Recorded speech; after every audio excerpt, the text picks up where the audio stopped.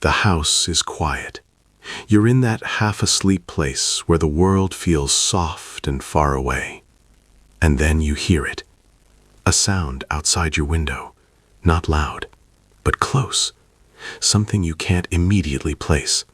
Something that doesn't sound like wind or traffic or the usual settling of the house at night. Something alive. You lie there listening, and the longer you listen, the more certain you become that whatever is out there knows exactly where you are.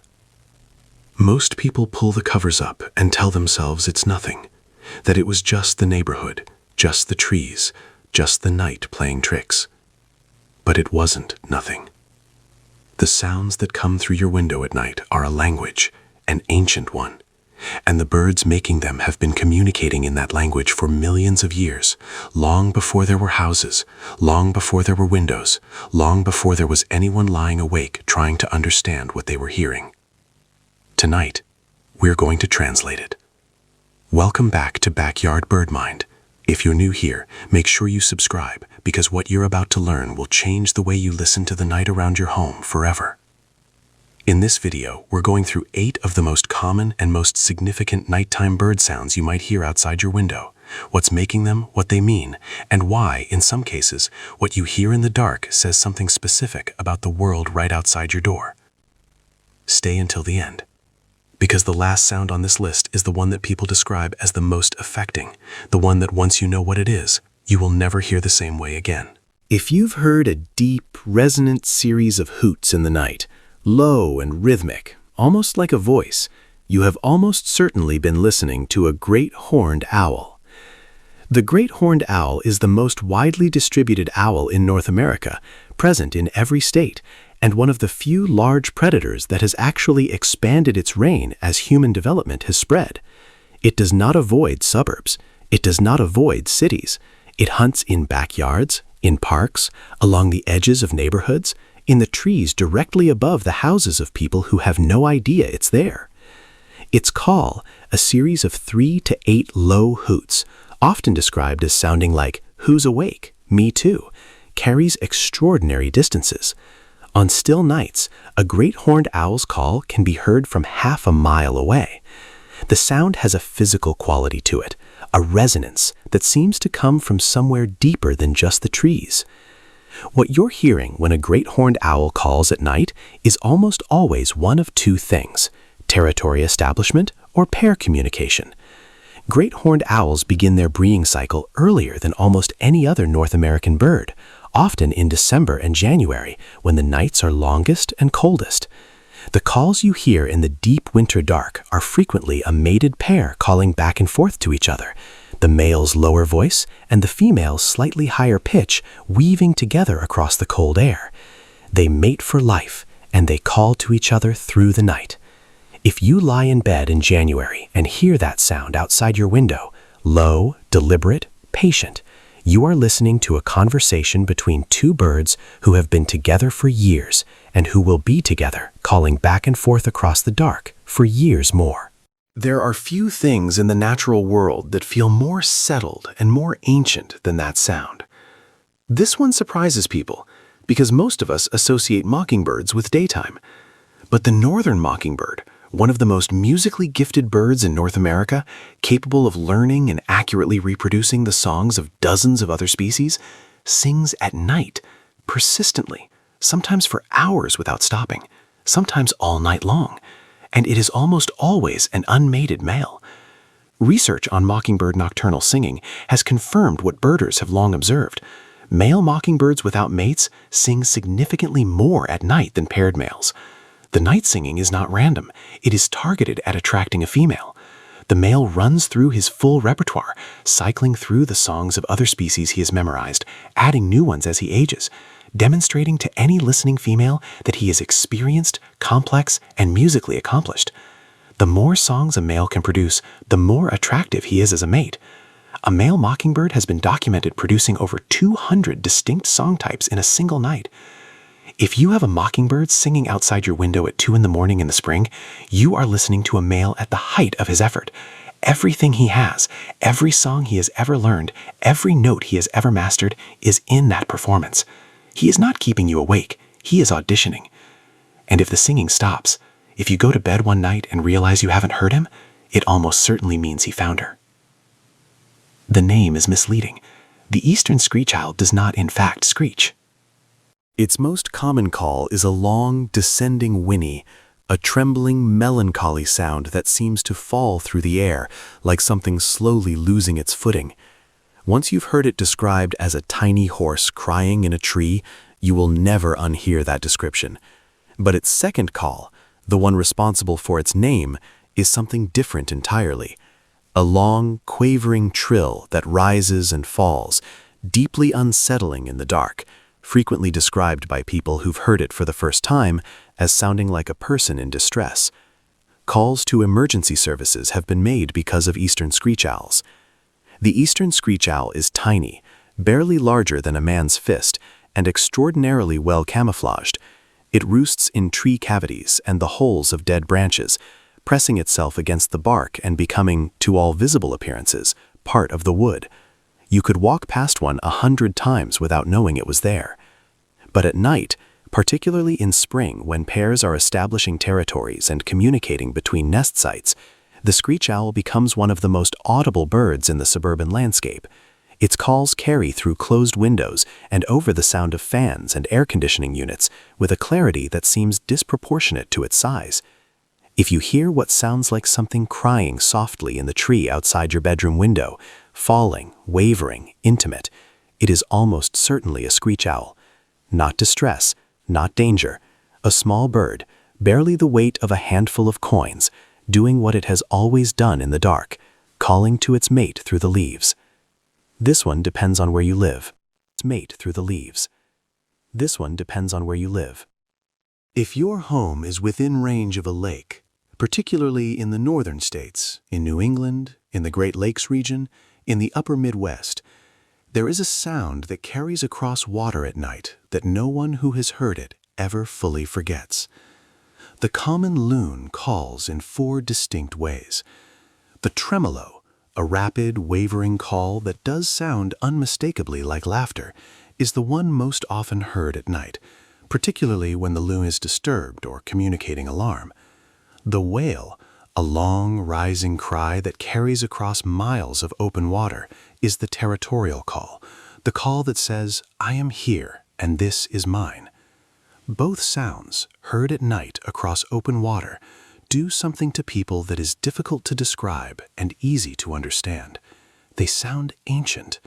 They sound like a world before human settlement, a world of open water and cold air, and something calling out of the dark with a voice that belongs to no creature you can easily name. The loon has been calling across these lakes for millions of years, long before the houses on the shore, long before the docks, the boats, the lights across the water. If you hear it through your window at night, you are hearing something that has not changed in all of that time. The same call across the same dark water, for longer than our species has existed to listen to it. Most people know woodpeckers as baytime birds, and most of them are. But if you've ever heard a sharp, rhythmic knocking on wood, or on metal, or on the side of a house, in the hours just before dawn, in that darkness that feels like night but technically isn't, you may have encountered the exception. Several woodpecker species, particularly the northern flicker and the pileated woodpecker, begin their drumming activity in the period before full sunrise, sometimes as early as 4 or 4:30 in the morning, when the sky is still completely dark over the eastern horizon. The drumming is not foraging. Woodpeckers drum when they forage silently. When they drum loudly and rhythmically, it is almost always territorial or communicative behavior, the equivalent of a song, but produced by percussion rather than voice. And woodpeckers, with extraordinary efficiency, seek out the surfaces that resonate best. Wood is good, dead wood is better, but metal, gutters, downspouts, the flashing around a chimney, a metal chimney cap, is exceptional.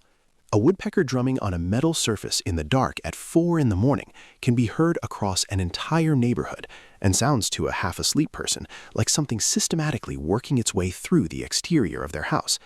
It is not damaging anything. It is not trying to get in. It is simply using the best amplifier available to say, "I am here. This is my territory, and I am starting my day before yours has even begun. But what comes next is something most people have heard without ever understanding what they were actually listening to. On certain nights, particularly in spring and fall when migration is at its peak, you may hear a series of thin, high-pitched calls coming from the sky above your house, not from the trees, from the actual sky, overhead. Multiple voices, sometimes many of them, passing from one direction and fading in another. These are the flight calls of migrating birds. Hundreds of species of North American songbirds migrate at night. They navigate by the stars, by magnetic fields, by the memory of routes inherited across generations. And as they fly, sometimes at altitudes of several thousand feet, sometimes much lower on overcast nights when they fly closer to the ground to use landmarks, they call. The calls serve multiple purposes: maintaining flock cohesion in the dark, communicating position, and possibly sharing navigational information in ways researchers are still working to understand. They are brief, half a second, sometimes less, and high-pitched enough that many older listeners may not be able to hear them clearly, though they are often audible through open windows on still nights. What you are hearing, if you hear this, is not a resident bird. It is a traveler, a bird that may have left its breeding ground in Canada days ago and will arrive at its wintering ground in Central America days from now, passing over your house in the dark, calling once to the others around it, and continuing south without ever landing in your yard. It will never know your name. You will never know its species. But for one moment, its voice came through your window, and now it is gone, somewhere over the horizon, still flying. If the great horned owl sounds ancient and settled, the barred owl sounds conversational.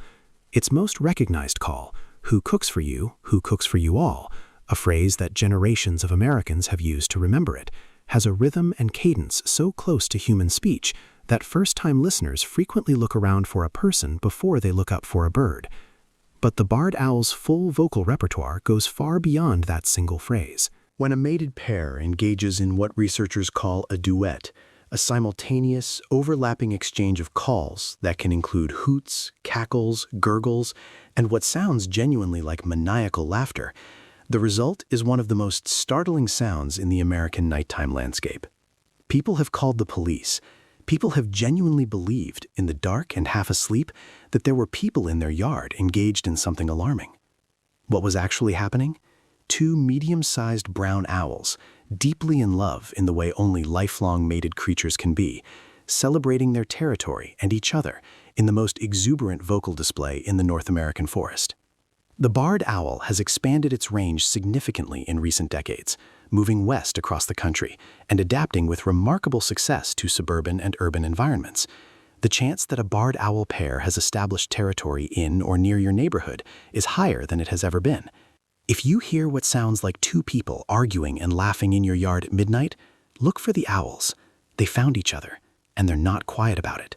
I saved this one for last, not because it is the strangest or the most unsettling, but because it is the one that reaches people most deeply, and the one that I have heard described more times than any other as the sound of something they can't name. The mourning dove does not call at night, but in the minutes before full sunrise, in that particular quality of dark that is not quite dark, when the sky has not yet committed to morning, the mourning dove begins. Its call is not a song in the traditional sense. It is 5 notes, low, hollow, sustained, that seem to come from somewhere just below the surface of the world. Coo, oo, oo, oo, oo. The second note rises, the rest fall away, one by one, until silence. People who grew up in houses where mourning doves nested nearby sometimes describe it as the sound of their childhood home, of summer mornings, of the specific quality of early light before the day had decided what it was going to be.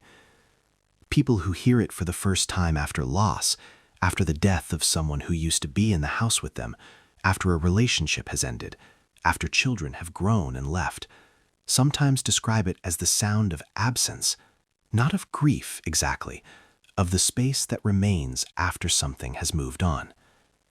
The mourning dove is named for its call, and the naming is not wrong.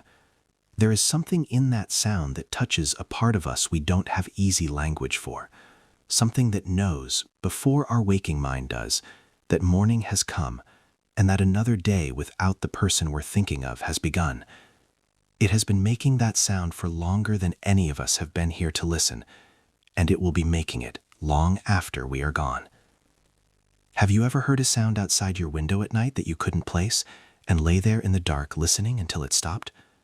Tell me what it was if you know, and if you don't know, describe it in the comments. The chances are good that someone here will recognize it. I'll see you in the next one.